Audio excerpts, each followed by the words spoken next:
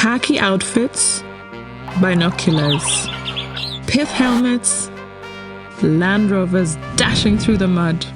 When you hear the words African safari, what do you think of? Safaris have long been associated with a narrow, outdated image of colonial legacies and privilege. What if we could flip the old image on its head?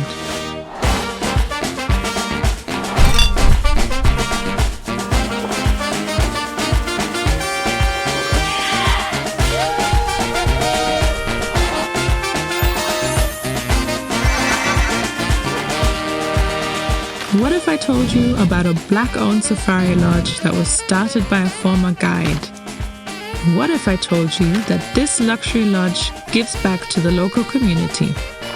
What if I told you that the Victoria Falls have actually always been called Mosi-oa-Tunya? And what if I told you that David Livingstone's achievements would not have been possible without two African heroes, Susi and Chuma?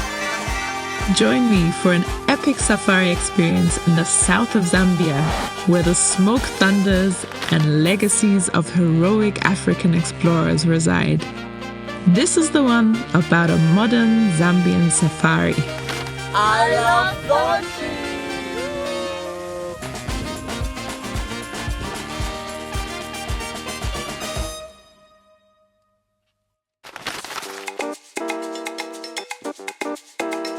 After spending an epic weekend in Lusaka, go watch part 1 if you haven't already. It was time for my friend Sebo and me to head to Livingstone.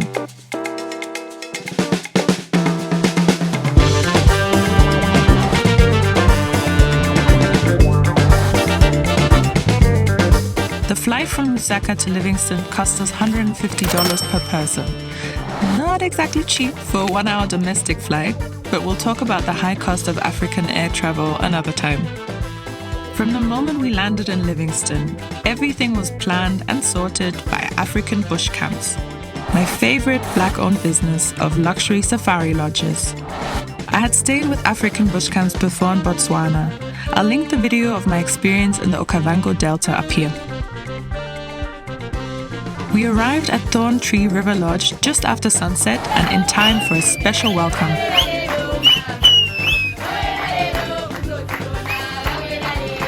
The lodge had organized a Zambian-themed evening for dinner. Sebo couldn't wait to get in on the fun.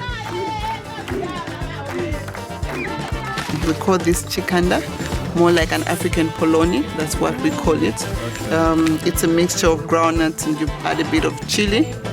And then we've got your mopani worms. And you've got your cassava. You should try that. Yes, I'm excited to try that. Then we've got your cassava. Mostly for the cassava, we do even use them in pap. All in all, an exciting first night.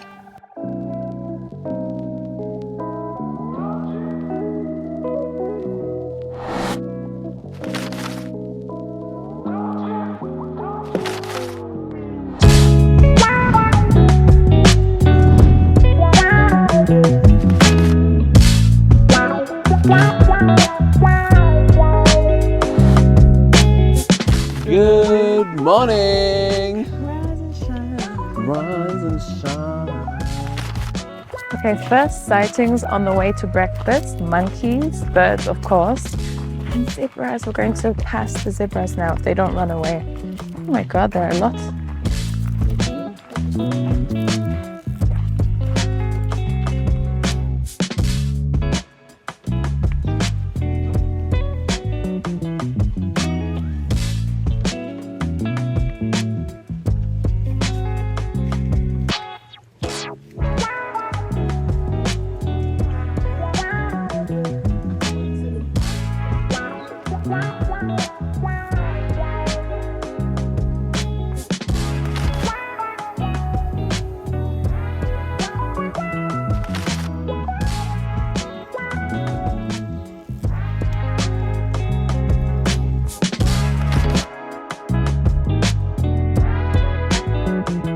After breakfast, it was time for our first African bush camps activity. Meet our wonderful guide, Quentino, who drove us to see the falls. It was an interesting ride through town. On the way, we even had an elephant sighting. Very casual, just by the main road. The Victoria Falls are one of the world's most famous natural wonders. But did you know that Victoria Falls isn't the waterfall's real name? The indigenous Tonga people who have lived in the area for thousands of years call the falls Mosi-oa-Tunya, which translates to the smoke that thunders. The falls were renamed Victoria Falls by the British explorer David Livingstone in 1855 after Queen Victoria of England. This name was later adopted by the colonial authorities and became the standard name for the falls in the Western world. This act of renaming is just one example of the many ways in which colonialism erased or distorted indigenous cultures and histories. That's why it's so important to acknowledge and make an effort to use the real indigenous name of the falls.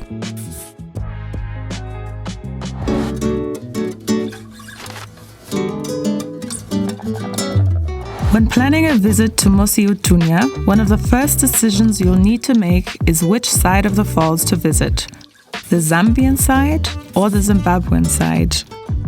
Since you'll need to consider a range of factors here, I will post a separate video on a visit to the falls and the Devil's Pool. Stay tuned.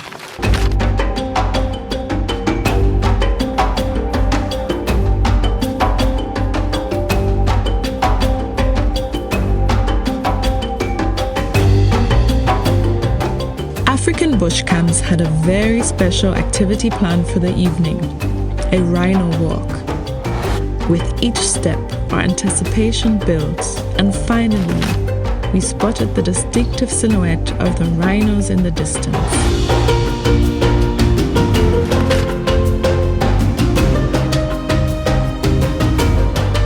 The Rhino Walk is only possible due to the hard work of dedicated rangers who protect these animals from poachers.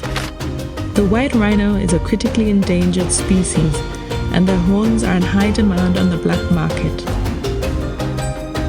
The rangers work tirelessly to patrol the area and protect the rhinos from harm. As usual, our guide Quintino had our backs. We ended the night with sundowners by the Zambezi River.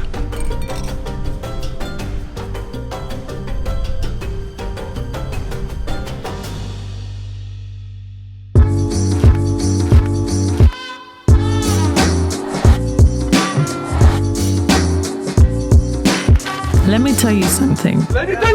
Having breakfast right next to the Zambezi will never get old. What an experience. For our next activity, Quintino took us on a game drive in the Mosi-oa-Tunya National Park. The park covers an area of 66 square kilometers and is home to a diverse range of wildlife.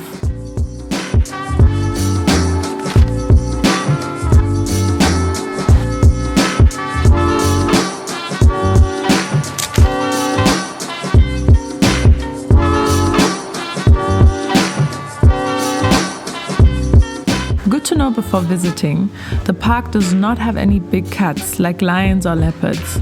We still had an amazing time, especially thanks to Quintino, and another awesome pit stop by the Zambezi with cool drinks. I love Thorntree.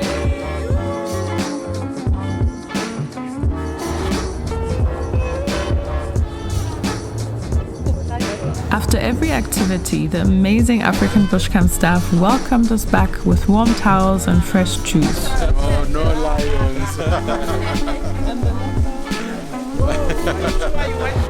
What we didn't know was that there was another surprise waiting for us. We were told to hop on one of the boats. There was an amazing elephant sighting just around the corner from camp. It was so lovely seeing these gentle giants out for a cooling dip in the river.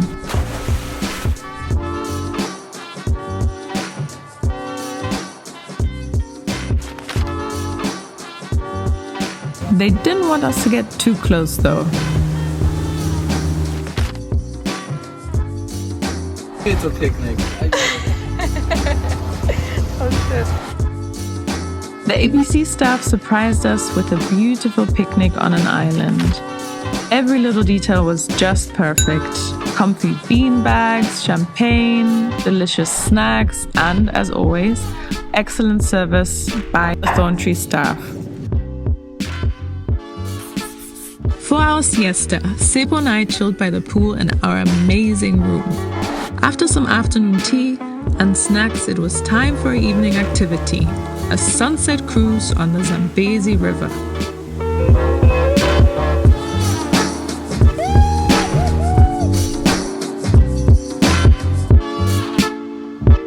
Just as we were having our sundowners on the boat, we were blessed with another epic elephant sighting.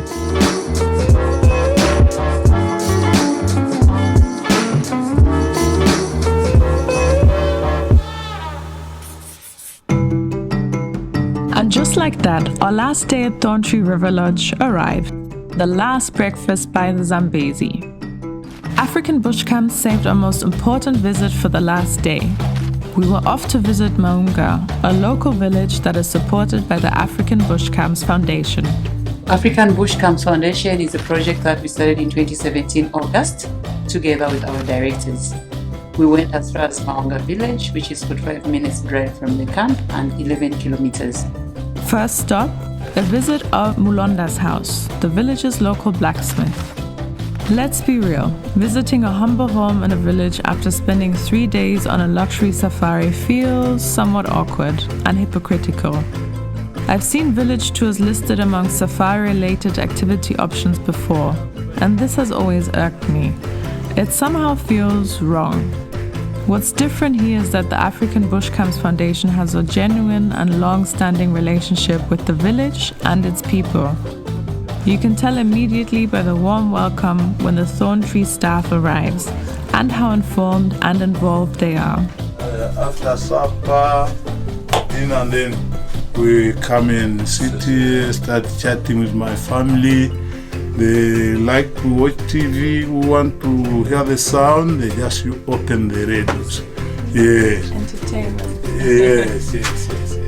We had a meeting with the headman, and Maunga village has got about 3,500 plus people. They had so many proposals, but the first proposal that we picked was a clinic. We looked at the situation where a woman was pregnant and there was no clinic in Maunga. Each African Bush Camps Lodge is linked to local programs that are supported by the foundation.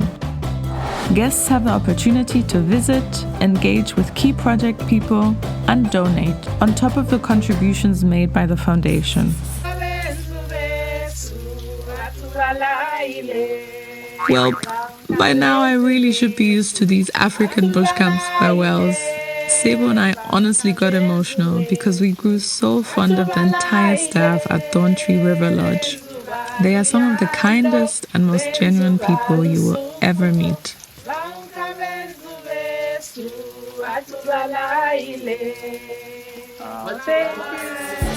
Next stop, Livingstone Town. Sebo and I headed to the museum on a quest to learn more about two very special African heroes. Susi and Chuma were two African men who played an important role in the exploration of southern Africa in the mid-19th century. Susi and Chuma were invaluable to Livingstone during his expeditions, serving as skilled hunters, trackers, and translators. They were also fiercely loyal to Livingstone. When Livingstone died in 1873, it was in fact Susi and Chuma who carried his body over 1,000 miles to the coast of Tanzania, where it could be transported back to England. It is important to learn more about Susi and Chuma because their story is a powerful example of the many African contributions that have been overlooked or erased in the historical record. Guess who's back again? Guess who's back? I'm back. They can't do without me in Zambia, clearly. Go for a sunset cruise. I know, right? We are on the way to a sunset cruise. Tell us about the sunset cruise. Because you've done it before and you say it's nice. Yeah, I've done it so many times. So we're going to the Lion King. So the boat we're going to use is called the Lion King. Now I remember your post. You remember my post? Yes, exactly. It's called Lion King. It's got some traditional, how do they call them? Not dancers, but like people playing the instruments. Okay. So there's gonna be music, there's gonna be some bitings, not food, but bitings. And then they're gonna take us around, we're gonna see the sunset, they're gonna be explaining the animals we're gonna see. I'm hopeful that we're gonna see quite a number of animals. Elephants, I hope, crocodiles, giraffes. Hippos for sure, definitely. So it takes like 2 hours. Nice. It's a 2-hour cruise. You're gonna love it. The Zambezi River is amazing for sure. And Welcome to the Lion King cruise.